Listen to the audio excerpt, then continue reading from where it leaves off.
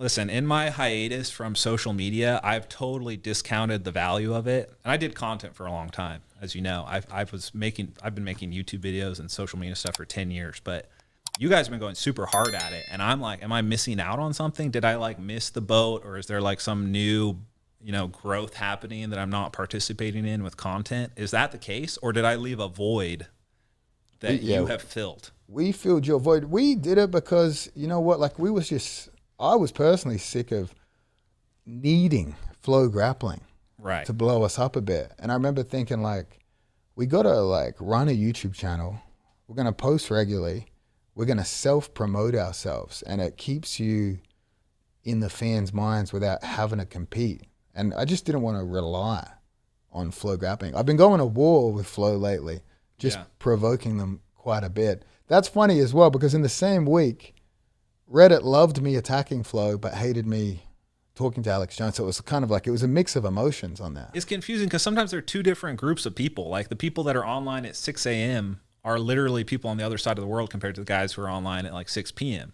That's so true. Like some guys will literally be on your side because they're in the same hemisphere as you. What's your opinion on FloGrappling? Net positive or net negative for the sport? It's a tough question because they've done a lot of good things that no other company was able to do. But my biggest gripe with them is actually because they shut off my Flow account like 2 days ago. So for a long time, I had a free Flow account. They shut it down. They fucking turned it off. Holy shit. So you just like, you don't hang out with them for like a year and they turn off your account. I wonder, they probably turned my account off after my rant the other day. Probably the worst thing I've done for them lately is I made a breakdown. I was going to post this before the event just to spitefully rob them of some money, but like around a FloGrappling event, they removed the month-to-month subscription option and you can only do an annual. So what I did, I said, hey guys, go over to Flow Cheerleading, subscribe month to month. You get a month subscription. You get to watch all the FloSports banner, and then you can just remove it after the event. Flow Cheerleading is bigger than us, right? It's big, yeah. They're what are we, number 3 or 4? And they're I know. I heard, this could be wrong now, but I heard like their NASCAR was getting pretty big. Like NASCAR and motocross is actually like their biggest segment by a lot. Wow. I don't know if that's true anymore. There was like a brief period where I was like actually like working up through Flow, like trying to like see who was in there and like talking with them, trying to make some deals and stuff.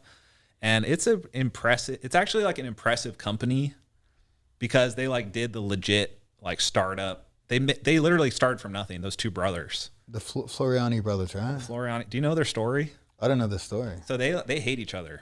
Oh, really? I've only met Mark. I shouldn't say what I don't know. I think they hate each other. Something happened, but the other brother started Rockfin. Oh, really? Rockfin? Is it Rock? I think it's Rockfin. It's like a uncensored YouTube or something. And if you go to his Twitter account, it's just him like seething about getting kicked off the Flow board. It's just like, they kicked me out.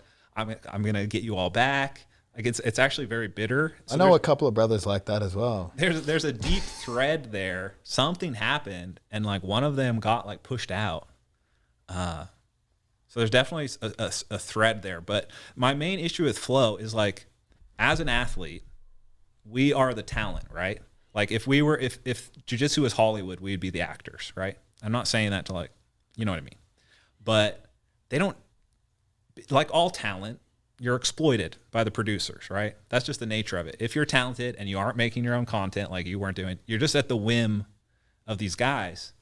I always thought it was super fucked up that they would copyright strike you if you used your own video from an event. So like you're fighting in an event, you paid to go fight at BJJF or something, and then you post the video of you, but you don't even own the video of you, and they'll strike your YouTube account.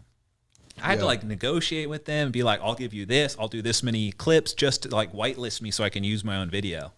So I never took like a stand like against them, because it's like, if you also can't be on their bad side at certain points in history where they're the only guys making the media.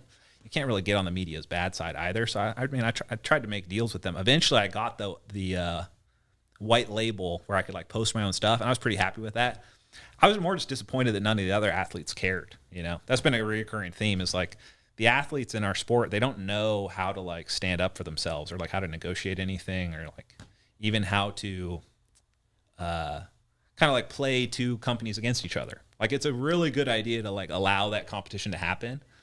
And Flo didn't really have any competition for a while, and I think that's why it's like they had no competition. So everyone's just like, yeah, you can just use all my content however you want, and I'll just like wait until you post about me.